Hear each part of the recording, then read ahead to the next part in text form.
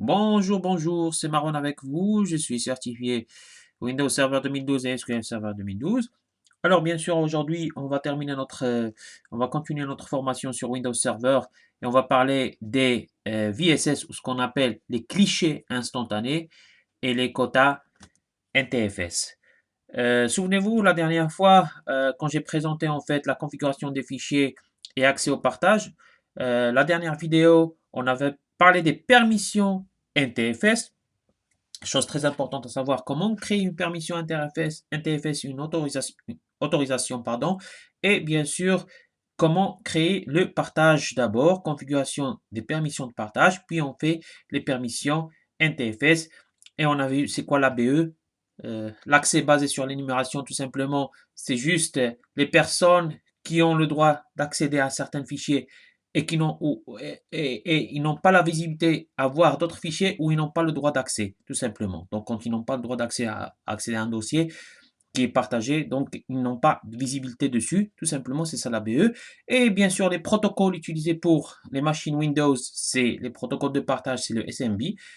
Par contre, si on a des machines Linux, on a besoin de créer des partages dessus ou bien on a besoin de partager des informations pour des machines des clients Linux, on peut créer un protocole qu'on appelle le protocole NFS. Tout cela, donc on l'a vu lors de la vidéo précédente. Maintenant, on va voir configurer les services de clichés instantanés, ce qu'on appelle en anglais le VSS. Donc, service de clichés instantanés, c'est-à-dire qu'on prend un cliché instantané à un certain moment d'un fichier, de sorte à ce que si on a une perte de données, on peut récupérer la version précédente. Donc, on va faire un exemple, bien sûr, tout de suite dessus. Et bien sûr, on va voir les quotas NTFS. Voilà, tout simplement, donc c'est assez rapidement. Donc, je vais commencer par donc travailler sur une machine virtuelle. Donc, pardon. Voilà, donc je prends ma machine virtuelle, la machine A, qui est ma machine virtuelle, et je vais me connecter dessus.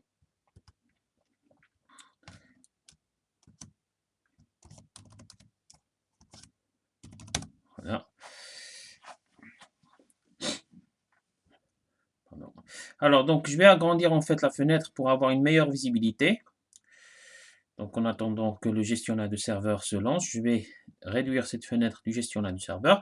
Ce que je vais faire, je vais créer un cliché instantané. D'accord? Donc, je vais créer un cliché instantané et ce qu'on appelle bien sûr en anglais le VSS. Comment on va créer un cliché instantané? Bien sûr, je vais rentrer sur l'explorateur. Je vais rentrer sur mon disque local C. Alors, mon disque local C d'abord, comment on crée un cliché instantané? Pour créer des clichés instantanés, on les crée juste sur les volumes. Par exemple, si on a volume E, volume D, volume C, donc on a ici maintenant un seul volume. Et sur ce seul volume, on va créer donc la gestion des clichés instantanés. Comment faire? Alors, on va faire un clic droit sur disque local C. On va partir sur propriété. Et dans propriété, on a cliché instantané. Si vous avez une machine en anglais, c'est VSS. Volume Shadow, ça, vous allez voir volume Shadow. Donc ici, c'est cliché instantané, je clique dessus. Et je prends mon volume. Je clique sur paramètres pour voir ce que je voudrais désirer faire comme paramètre au niveau des clichés instantanés. Donc par défaut, il me donne la taille maximum à gérer. Et je laisse cette taille par défaut. Par défaut, il me donne où sera la zone de stockage. Donc je vais laisser sur le volume C. Si je désire bien sûr faire une autre zone de stockage, je vais faire une autre zone de stockage si bien sûr j'ai un autre volume.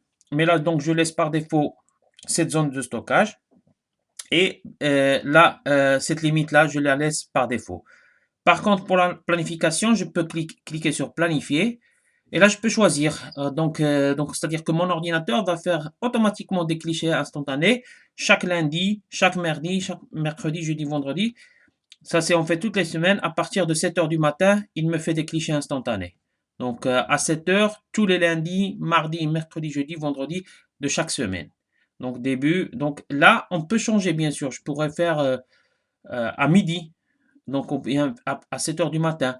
Ou bien, je pourrais faire une autre option. Donc, ça pour toutes les semaines. Ou bien pour tous les mois. Ou au démarrage du système.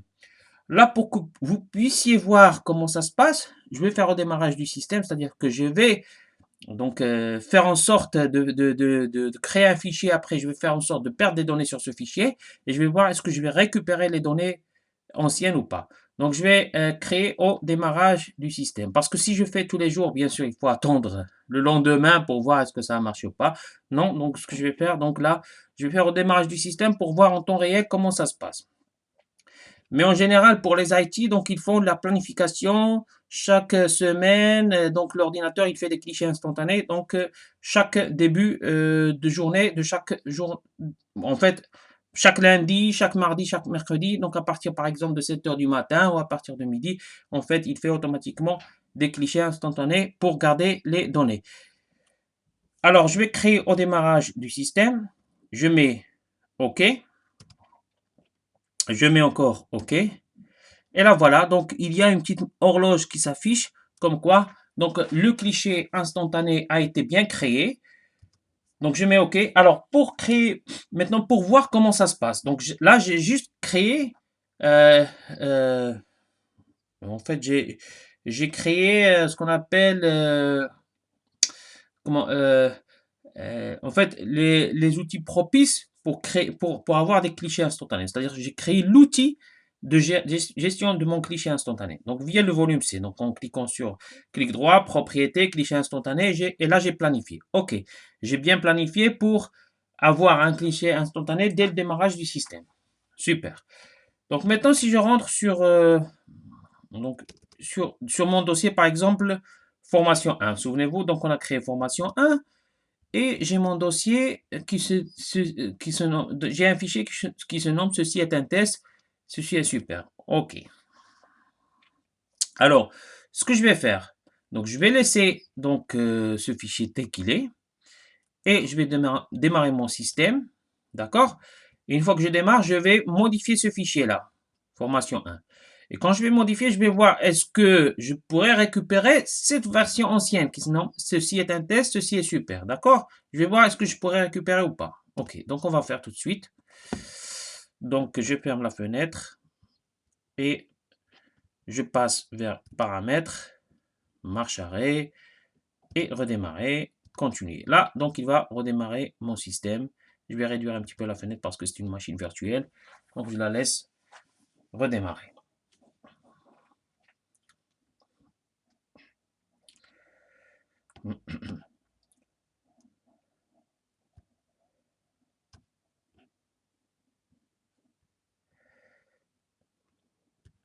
Donc ça prend un petit peu de temps. Voilà. Donc là, ma machine virtuelle, je vais encore accéder à ma machine virtuelle.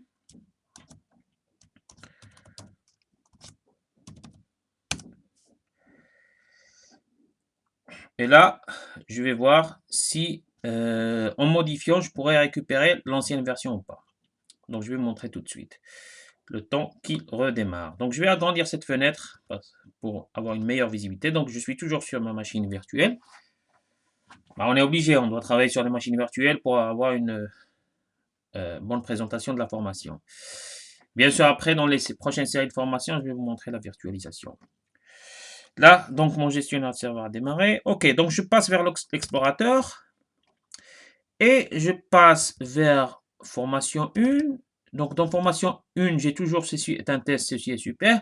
Supposons que j'ai supprimé les données par mégarde. Erreur fatale, je vais mettre par exemple fichier enregistré. D'accord. Là, j'ai enregistré. Là, supposons que là maintenant j'ai enregistré. Et si par exemple, mon patron me demande où est le fichier qui se trouve sur le dossier formation 1. J'ouvre ce fichier, je trouve erreur fatale. Ou bien j'ai supprimé les données. Catastrophe. Qu'est-ce que je dois faire? Ah, je me souviens que j'ai créé quoi? J'ai créé les clichés instantanés. Alors, je vais récupérer les données tout de suite. Comment récupérer les données? Tout simplement en faisant un clic droit sur mon dossier formation 1, en passant vers propriété, et là je vois l'onglet version précédente. Donc je passe vers version précédente. J'ai ma version précédente. Je peux ouvrir pour voir est-ce que j'ai ma version précédente, effectivement. Voilà. Ceci est un test, ceci est super. C'était ma version précédente, effectivement. D'accord? Et je mets restaurer, restaurer. la version précédente du dossier a été correctement restaurée. Je mets OK. OK. Et là, si je reviens vers mon dossier, mon patron me demande où se trouve le fichier qu'on a dans dossier formation 1. Est-ce qu'on a le fichier? Effectivement, le fichier a été restauré. Ceci est un test, ceci est super, parce qu'on a déjà appliqué le cliché instantané. Vous voyez, donc c'est très simple. Donc le cliché instantané, on peut le planifier chaque jour pour avoir une automatisation des clichés, pour ne pas perdre les données importantes. D'accord? Voilà. Euh, Autre chose, donc on va parler des quotas NTFS. C'est quoi le quota NTFS? Tout simplement, c'est juste pour mieux gérer notre volume, pour mieux gérer notre volume, c'est-à-dire optimiser le stockage de notre volume. C'est-à-dire si on a dans notre volume C, on clique sur propriété et on a quota. Ici, voilà. Donc ça, c'est le quota NTFS. Le quota, c'est quoi? Tout simplement, activer la gestion des quotas. Tout simplement, on peut gérer notre volume pour avoir, par exemple, des stockages limités. Donc, limiter l'espace disque pour chaque utilisateur, pour chaque volume, en fait, pour chaque fichier. Donc, sélectionner la limite de quota par défaut pour les nouveaux utilisateurs sur ce volume. C'est-à-dire, si on a un utilisateur Mario, par exemple, je vais lui donner un quota à ne pas dépasser. C'est-à-dire, s'il a des stockages à faire, par exemple, un nombre de fichiers à faire, un nombre de tailles à ne pas dépasser, ben Mario, il ne va pas dépasser ce nombre maximum qui lui est autorisé via les quotas, tout simplement. D'accord? Et après, on applique sur appliquer, OK, et tout simplement. Donc, pour chaque utilisateur, on peut gérer les quotas. On peut, par exemple, pour l'utilisateur Mario, on lui donne telle taille de fichier à stocker. Pour l'autre utilisateur Marwan, on lui donne telle et telle taille de fichier à stocker, et ainsi de suite. C'est pour mieux gérer notre espace de stockage, tout simplement. Les quotas NTFS. Voilà, donc bien sûr, je sors de ma machine virtuelle. Et je suis maintenant là pour vous demander quelques questions. Alors, les questions qu'on va se poser là tout de suite rapidement, c'est quel est le maximum de clichés instantanés qu'on peut utiliser pour chaque volume? Alors, sachez que, bien sûr, on peut utiliser les clichés instantanés, mais pour chaque volume, par exemple, pour le volume C qu'on a vu tout à l'heure, le maximum qui est autorisé, c'est 64. Donc, 64 clichés instantanés. Au-delà, on ne peut plus gérer les clichés instantanés. Donc, à faire très attention dessus. Donc, c'est quoi le quota NTFS? Donc, le quota NTFS, tout simplement, ça permet de mieux gérer le volume et d'optimiser le stockage de dossiers et de fichiers pour chaque utilisateur. Donc, ce qu'on appelle le quota. Hein. C'est comme dans les médias, on appelle les quotas. Voilà, donc ça, c'est quota NTFS. Pour chaque utilisateur, on a un espace dédié de stockage. Si on a le droit de lecture sur un dossier et qu'on aura exactement les mêmes droits, est-ce qu'on aura exactement les mêmes droits de lecture pour le sous-dossier?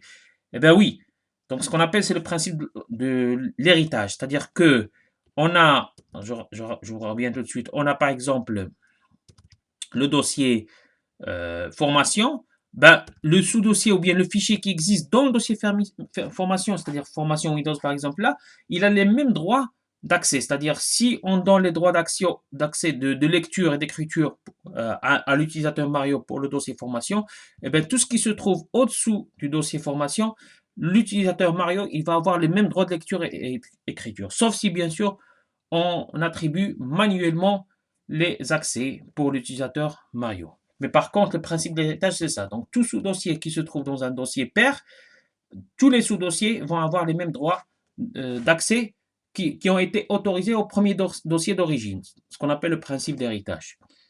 Voilà, tout simplement. Donc, voilà, donc on a vu c'est quoi les clichés instantanés, c'est quoi les quotas NTFS, on a vu les permissions NTFS, souvenez-vous donc, on a tout vu dans cette formation de configuration fichier et accès au partage. On a vu la création et la configuration d'un partage, comment on fait le partage, comment on donne des permissions de partage et permissions NTFS. Donc, on a vu le protocole SMB et NFS. On a vu l'énumération basée sur l'accès, l'ABE, c'est-à-dire que c'est tout simplement l'ABE. Il ne faut pas se casser trop la tête. Les utilisateurs qui n'ont pas accès à des dossiers spécifiques n'ont pas la visibilité dessus, même si les dossiers sont partagés. Donc, on a vu c'est quoi un cliché instantané et comment le configurer. Donc, ce qu'on appelle en anglais le VSS. Et tout simplement, on a vu rapidement c'est quoi un quota NTFS. Donc, via un volume, propriété, quota, l'onglet quota, et dans l'onglet quota, on gère les quotas pour chaque utilisateur. Voilà, donc je vous remercie et bien sûr, n'hésitez pas à vous abonner à ma chaîne YouTube Marwan Le Tech et ma page Facebook Marwan Le Geek, et je vous dis à la prochaine vidéo. Merci.